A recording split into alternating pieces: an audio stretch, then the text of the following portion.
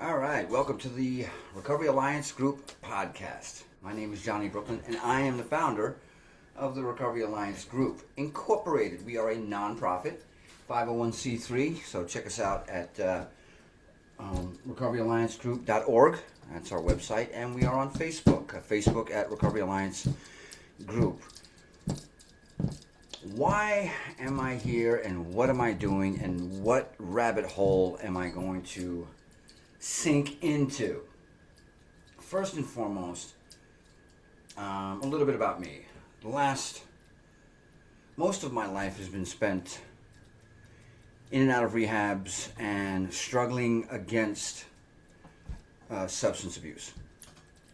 So the intention of this podcast and why I created it was to challenge certain assumptions, question conventional wisdom, explore alternatives, and of course, these alternatives, ladies and gentlemen, here's what we're going to do. I want everybody to sit back and relax. And we all have our ideas of what works and what doesn't work. We're all tied into whatever paradigm or whatever treatment dynamic that we're into, and we need it to work. And so we defend it from that position. Whether religion is your format, 12 steps, smart recovery even, right? And there's a whole host, I think 50 or 60 some odd anonymous programs with their 12-step system. And everybody swears by it. However, when we look at the numbers, when we take a close look at whether or not these work for most, we see a negative. We would like to think that these things work for others because they work for us. And therein lies the dilemma. Trying to get people to step back, sit down, relax, and listen to the facts and balance out whether or not these systems work for others is quite a task. Well, it's also difficult for an individual to admit that maybe what they've been doing isn't working. It's even more difficult when you've tried it over and over again, and the reasons for it not working, you're told that the reasons why it doesn't work is because of you.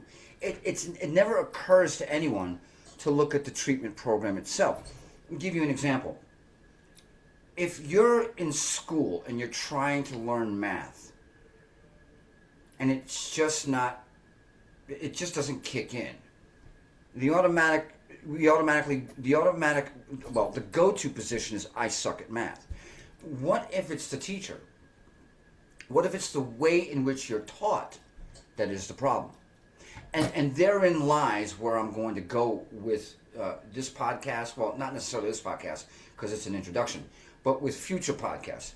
I want to look at the numbers. I want to look at the treatment dynamic, the process, and whether or not these things actually work. Now, the numbers are in. The current system as it stands today hasn't been successful. I mean, that's quantifiable. I think in terms of 12 steps, we're looking at a 5 to 8% success rate. And the claim that they make is that they have saved millions of people. But if you're going to make that claim, then you also have to accept the claim that you haven't helped tens of millions of other people, particularly with that kind of number. And then we have the system itself, the substance abuse system in general. We have spent vast amounts of money on the system, and we're not getting the results that money should be producing. I think what we need to do is we need to start looking at the treatment environment, how treatment is, how we are, well, here's the thing. We expect people to fit within a certain dynamic of treatment. it's a one size fits all. It's a broad brushed based treatment dynamic. And what I mean by that is, here's how it works. So you have a problem with substance abuse. The first thing, well, there's three things that might tell you that you have a problem. Number one, you get arrested for a DWI, or you find yourself in front of a judge because your addiction or your substance abuse has led you into a life of crime, whatever the case may be. So there's law enforcement, the judge, and then you're mandated into a rehab. Then there's medical, right? You go through detox, or you get picked up by the ambulance, or they take you to the hospital for an overdose. And this has happened enough times for you to say to yourself, well, wait a minute, there is an issue here. And then, of course, your social construct or your social contract, whether it's relationships, employment, friendships, they seem to be moving away from you. They don't want to be with you anymore. Even the dog is worried about you. So those are your three segues into rehabilitation. So law enforcement, the judicial system, the clinical medical community, and then your social contract, whether it's family, employment, girlfriend, boyfriend, your partner, your marriage. Everything's falling apart. And so one of those three, or all three, leads you into thinking that maybe there's a problem and we need to get help. So you seek out help, and you go into what is now known as you go into a drug rehab. Okay? And here's the process. So it's 30 days in drug rehab, and then you more than likely go into intense outpatient program, which is another 30 to 60 days. And within that, between drug rehab and the 30 to 60, maybe 90-day outpatient program, it's suggested that you go into a sober living environment. So for all intents and purposes, that 31-day window that you have to rehabilitate yourself can turn into up to a year of being tied into the rehabilitation system itself. Now, for the most part, these systems are heavily influenced to quite a degree. They're influenced by 12 steps, or if you will, the Alcoholics Anonymous system. And so this has been the case. Oh, and then, of course, you graduate and you get a certificate, and you either go home or you stay into a long-term sober living environment, and then hopefully you get a job.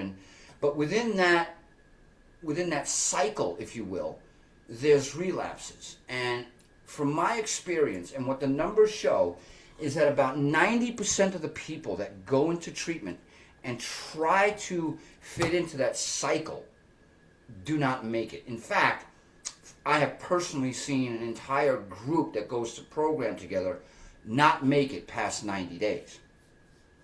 Now, why is that? What are we looking at here? What's the problem? It can't be the individual. You can't say that millions and millions of people don't want to get clean. Otherwise, millions and millions of people would not have attempted to stay clean. A person comes off the street or away from substance abuse because they're at a point in their life where they see one of maybe a few things. Number one, they're going to die, and they recognize that. Number two, it's a matter of survival. They want their family back. And number three, they don't want to go back to jail. So why is it, with all these underlying important positions or these underlying issues, that convince an individual that they have to go into the program, and then they go into the program and they don't make it past 90 days? It can't just be that millions of people don't want what they actually came in for. Now, there's a case to be made that some are just going in there to get their weight up, to collect some money, and then go back out and do their stuff, do their thing. But I don't think that's the case at all. I firmly believe that the methodology by which we try to treat individuals with substance abuse is incorrect. And I believe that the numbers are there.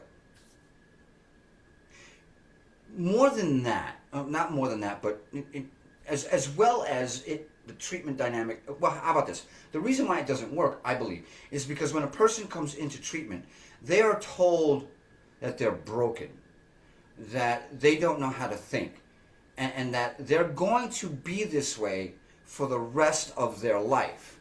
And I believe that's a problem as well. When you convince a person who has used drug and alcohol or substance abuse to escape because they feel broken in the first place, based on whatever childhood trauma, whatever event, there was an event horizon that led the person to choose substance abuse or to choose a substance to run away. They've already convinced themselves that they're broke. For them to come into a treatment environment and be told that, yeah, you're right, you're broke, and this is what we think you and your broken self need to do. But then that label hangs over you, doesn't it? I'm an alcoholic, I'm an addict. I don't see the validity in that. Well, it's more than just validity. Please make it make sense. A person who is broke or feels broken, and who is running away from that emotional issue, because it's inside, right? Well, for the most part, it's inside. They've internalized their trauma. They don't have the emotional maturity or capacity to handle that trauma, and here they are. They cope with it. They cope with it with drugs and alcohol or whatever other addictive behavior that they've clung onto or they cling to. And for the most part, when you go into treatment, what you're doing is you're living under the shadow of your past. Every minute and every hour of that treatment environment is a walk back into the past, and for the most part, by individuals who are not qualified to do that. For the most part, when you go into this 30-day treatment dynamic, you're told to sit down and read the 12 steps of Alcoholics Anonymous. Then maybe you see a psychiatrist once a week. And then you have a case manager who demands that you do a certain amount of steps in order for you to graduate at the end of that 30-day with a certificate. And there's no real wiggle room for alternatives. These treatment rehabs are tied to this treatment dynamic. And it just every 30 days or so, it's this constant, cycle of step work, counselor discussions, sitting in a group, and then taking cigarette breaks, eating breakfast, lunch, and dinner, and then going to sleep, and then the next day it starts all over again. What rehabs are starting to look like are fancy holding pens for individuals to attempt to get clean with what the treatment center says you need to get clean with, which means people are actually they're not getting treated based on their individual situation, but they're getting treated with what the treatment center believes is their, because they paint it with a one-size-fits-all paintbrush, don't they? Everybody's an alcoholic, everybody's an addict, therefore A, B, and C.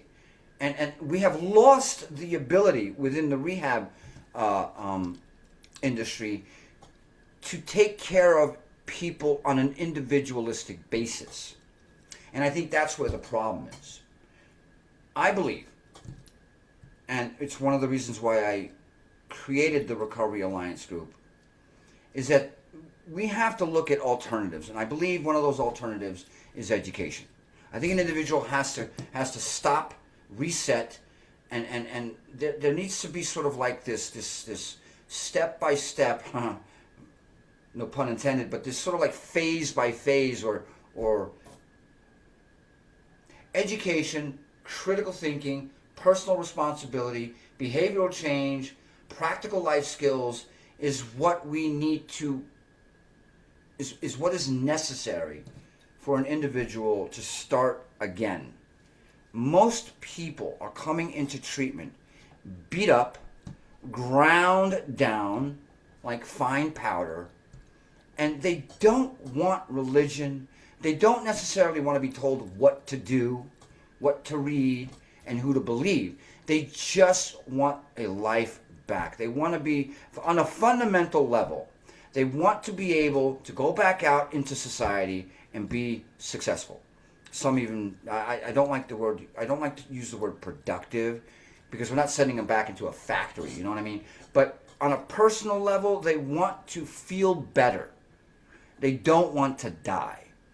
On a community level, they want to go back to their families. They want to make up with people that they either broke up with or that they think that they lost.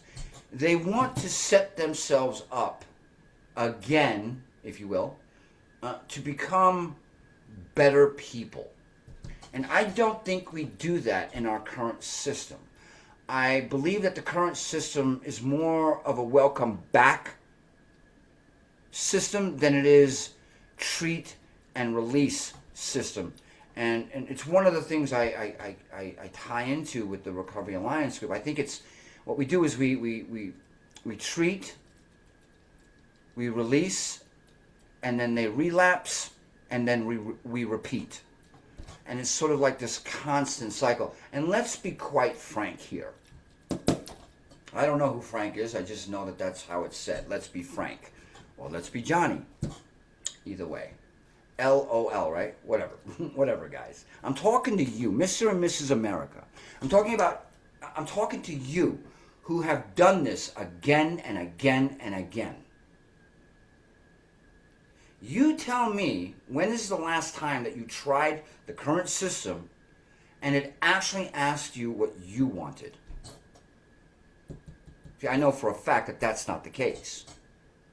It's sit down.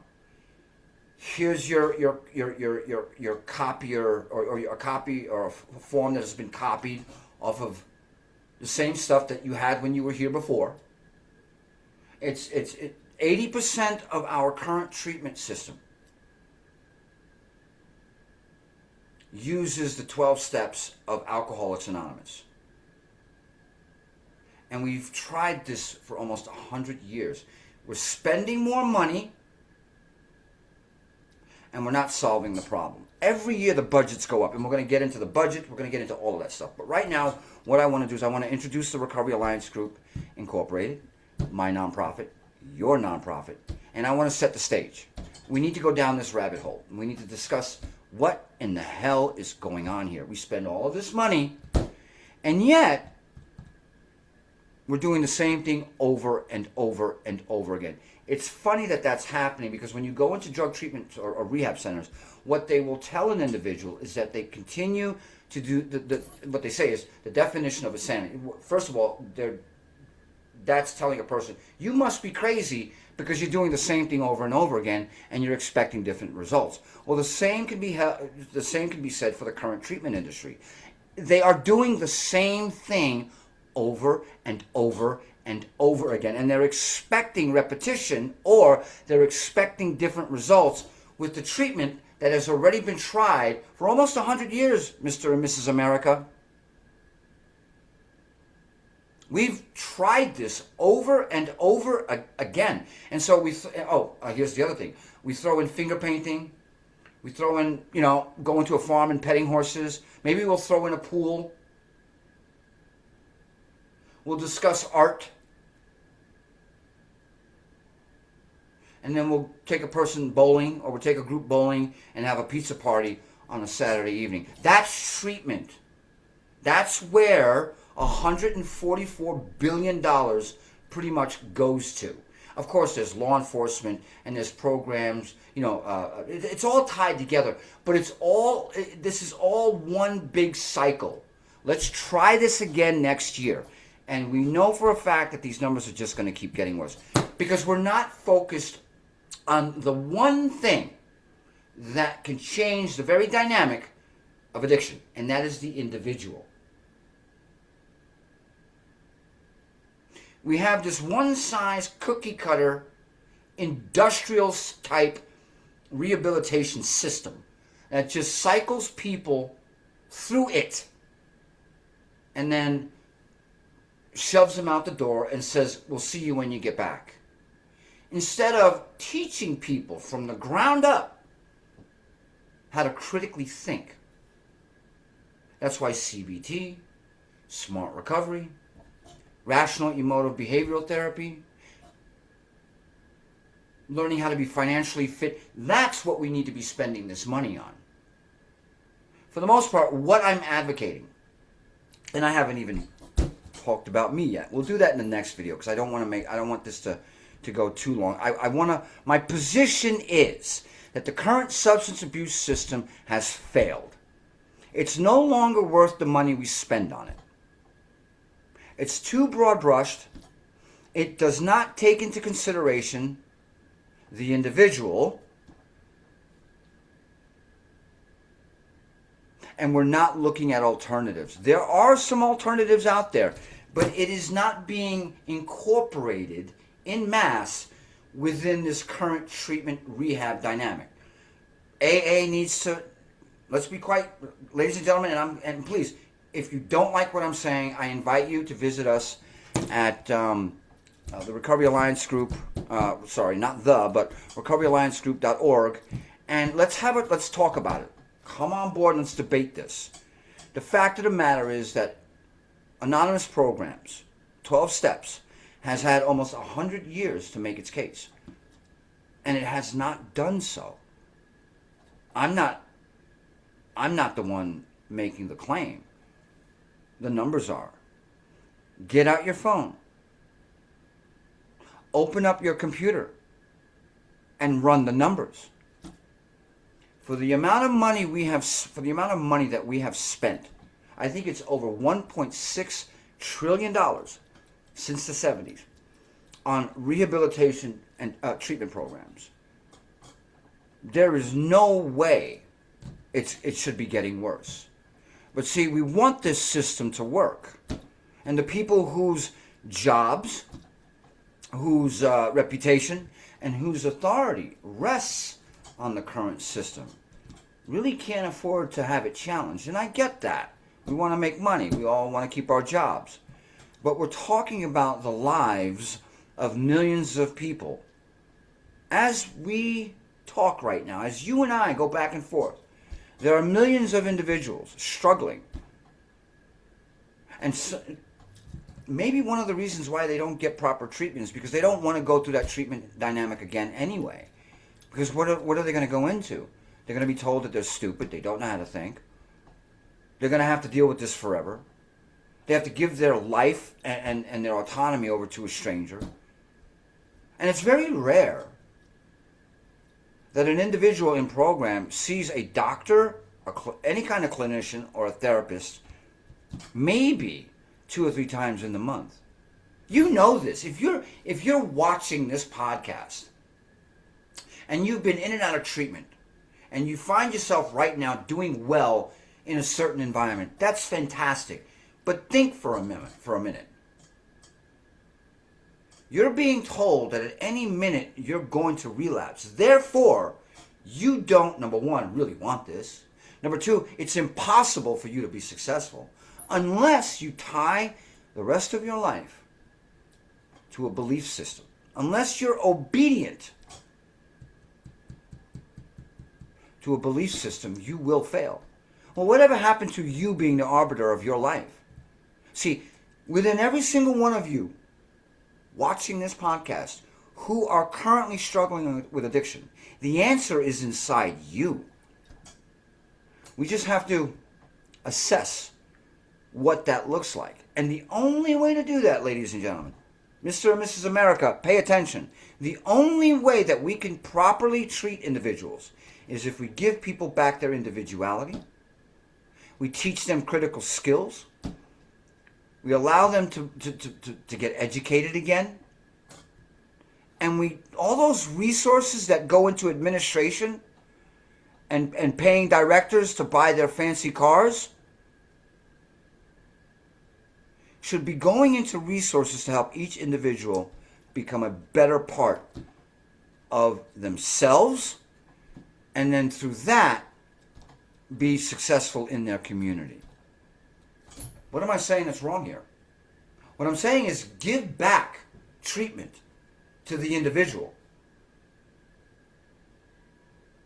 Instead of having it rest solely on what I see as an assembly line, factory style, back and forth, repeat industry.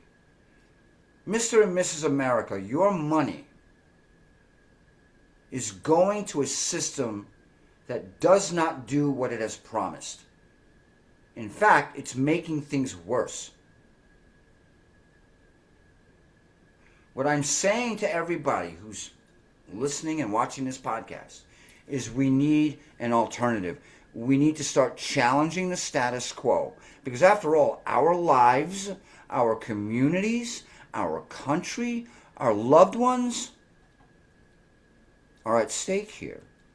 And with all the money that we're spending, and believe me, I'm a capitalist. I want to make money. I wouldn't mind driving a nice car. But to what end? The current substance abuse system and all of its subsidiaries, the 12-step program and all of its sister programs, can no longer effectively create a personal, successful treatment environment. It just can't. And you pick up your phone, pick up your smartphone, go on your computer, and run the numbers.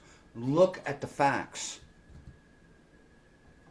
We need a new way to do that, and I believe that the Recovery Alliance Group Incorporated has found that new way. I do believe that an educational treatment and artificial intelligence hybrid program is what will cure some. That's right, I said the word cure. Help most, and redefine the very nature of substance abuse rehabilitation. So whether you're struggling with addiction, supporting someone who is, or simply searching for a different perspective, that's what these podcasts are going to be. See, real change begins when knowledge becomes action, ladies and gentlemen. We can't excuse this system away anymore. We need to hold it responsible, and we need to start looking at new ways to treat individuals.